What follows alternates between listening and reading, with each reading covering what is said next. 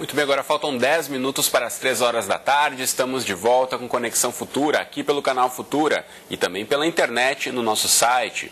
Ao longo de toda essa semana, a gente presta uma homenagem às mulheres e hoje a gente fala sobre organizações feministas que finalizam um relatório alternativo da sociedade civil para o Comitê das Nações Unidas da Convenção sobre Eliminação de Todas as Formas de Discriminação à Mulher. A cada 2 anos, o governo brasileiro presta contas à ONU sobre as políticas públicas desenvolvidas para as mulheres. Os temas atuais são tráfico de mulheres e saúde reprodutiva e sexual. O relatório que as organizações feministas estão preparando vai guiar a análise da ONU sobre ações do governo brasileiro em relação a esses 2 temas. E é sobre o relatório que a gente conversa agora, direto de Curitiba, no Paraná, com a Télia Negrão, que é integrante do coletivo feminino Plural e membro da Rede Nacional Feminista de Saúde, Direitos Sexuais e Direitos Reprodutivos. Boa tarde, Télia, tudo bem com você? Boa tarde, Cristiano, tudo bem? Primeiramente, parabéns aí pelo Mês da Mulher. Quero começar ouvindo de você, para você explicar para quem está em casa, o que é essa convenção que o Brasil assinou e defende aí o combate ao tipo de discriminação, todo tipo de discriminação contra a mulher. Obrigada por essa oportunidade, Cristiano, porque para muitas pessoas do Brasil e do mundo, a existência de leis internacionais de direitos humanos ainda é um fato quase que desconhecido. Mas os países assinam nas Nações Unidas leis internacionais que são chamadas de convenções, tratados e ou protocolos e outras formas que se denominam esses documentos.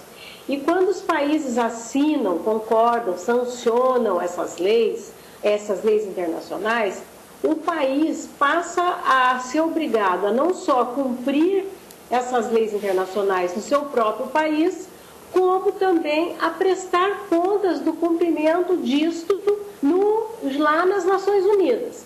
No caso da Convenção sobre Eliminação de Todas as Formas de Discriminação à Mulher, que é conhecida como CEDAW, existe um comitê nas Nações Unidas, composto por homens e mulheres de todo o mundo, que são eleitos em seus países para estar nesse comitê, e a cada 4 anos exigem um relatório completo. E a cada 2 anos, um relatório em cima de temas destacados pelo próprio comitê. Nesse caso, em 2012, o comitê CEDAW definiu que o Brasil deveria retornar em 2014 para se explicar sobre o tráfico de mulheres e sobre saúde da mulher e direitos sexuais e reprodutivos no Brasil. E de que forma, então, esse relatório alternativo, organizado pelas organizações da sociedade civil, tem apontado questões que o relatório oficial do governo não demonstra? Na verdade, nós nem sabemos exatamente o que é que o relatório do governo brasileiro vai apresentar, porque esse relatório não foi ainda publicado no site das Nações Unidas. Mas nós acreditamos que pelos dados que estão disponíveis nos bancos de dados oficiais, mais ou menos o que o governo vai dizer e as políticas que o governo vai reafirmar. O nosso papel com base também em dados, porque nós trabalhamos com base em dados científicos, em bancos de dados oficiais, mas também com estudos de universidades e estudos produzidos pelas próprias organizações de mulheres. Nós fazemos uma análise crítica disso e tentamos apontar aquilo que nós consideramos que o governo não fez. A lógica nesses processos é a seguinte: o governo vai lá para dizer o que fez. Nós, da sociedade civil, e nós constituímos um consórcio nacional com 12 redes de organizações, que se chama Ação Permanente na CEDAW. Esse grupo de organizações tem o papel de dizer o que é que o governo não fez, ou que o governo disse que ia fazer e não fez, aquilo que ele fez mal feito e aquilo com o qual ele sequer se comprometeu. Então, a nossa crítica vai mais a fundo para ajudar esses especialistas nas Nações Unidas a elaborar uma análise e novas recomendações ao Brasil.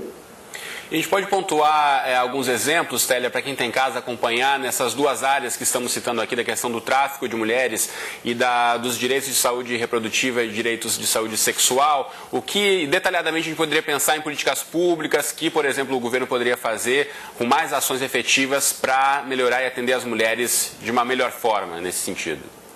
Bem, em relação à saúde, nós consideramos que o Brasil não vem cumprindo aquilo que é fundamental, por exemplo, para reduzir a mortalidade materna no Brasil.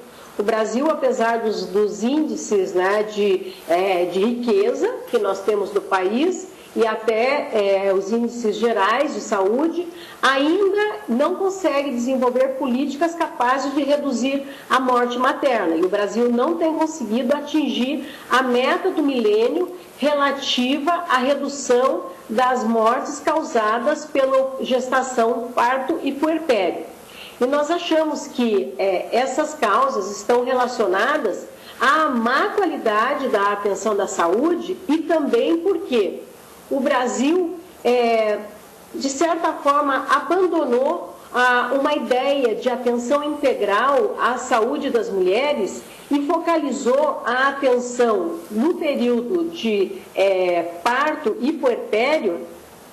E com isso as mulheres chegam muito doentes ao sistema de saúde e elas morrem por causas que elas não deveriam morrer. E além disso nós temos a proibição no Brasil, a criminalização do aborto, que faz com que o Brasil ainda seja um dos países com índices de mortalidade materna causados por aborto muito elevada. Nós temos o aborto inseguro como a quarta e quinta causa de morte materna. No caso de Salvador, ainda é a primeira causa de morte materna, enquanto que o próprio governo diz que o problema do aborto não é um problema prioritário, é um problema de saúde pública, mas o executivo brasileiro não quer se envolver no tema do aborto, joga para o Congresso. E o Congresso, nós sabemos que tem um perfil hoje muito conservador, então temas de saúde das mulheres têm sido politizados e sendo que eles poderiam ser tratados de uma forma direta, mais consistente e garantir melhores condições de vida às mulheres. Nós temos outros... Sim. Não, a gente tem menos de um minutinho para encerrar, mas eu queria que você pontuasse também em relação ao tráfico de mulheres, de que forma, exemplos a gente poderia colocar para aproximar essa discussão para quem está em casa. A grande questão do tráfico no Brasil é a seguinte: nós sempre tivemos a ideia de que o Brasil exportava mulheres bonitas para se prostituírem na Europa. Hoje nós sabemos que as mulheres não só são traficadas para a prostituição, mas também para a exploração do trabalho no exterior, e que o Brasil se tornou um país que recebe mulheres para vítimas de tráfico, tanto para exploração sexual, para a prostituição, como também para exploração do seu trabalho escravo. E isso ainda não é devidamente reconhecido pelo governo brasileiro. E na medida que isso não é reconhecido, as políticas não são adequadas para enfrentamento do problema. Nós defendemos uma perspectiva mais integral no enfrentamento do tráfico de mulheres, porque nós sabemos que esse é um problema de uma magnitude elevadíssima, embora o governo brasileiro não disponha de dados concretos, objetivos sobre o problema do tráfico no Brasil. Então, a crítica, uma das grandes críticas que as Nações Unidas fazem ao Brasil, do modo geral e em particular nas mulheres, é que os dados brasileiros, em geral, sobre saúde, sobre mulheres, com dados segregados por raça, etnia, ainda são muito pobres. E com isso nós não trabalhamos a partir de uma dimensão exata dos problemas. Muito bem, Télia. É o centro da nossa crítica. Muito obrigado, então, Télia Negrão, do Coletivo Feminino Plural, falando com a gente diretamente de Curitiba, no Paraná. Boa tarde para você, Télia. Obrigado pelas informações. Obrigada. Você de casa, rapidamente, antes da gente encerrar, mostrar o site do coletivo, onde você pode buscar outras informações também, femininoplural.org.br, tá aí para você, femininoplural.org.br. E na próxima entrada do Conexão, a gente fala sobre eleições. O que você em casa sabe sobre os cargos de deputado federal e deputado estadual? E por que candidatos com poucos votos são eleitos e outros com muitos votos não? Bom, eleição interessa a todo mundo, tanto a quem vota como para quem não vota, por isso você não pode perder essa discussão.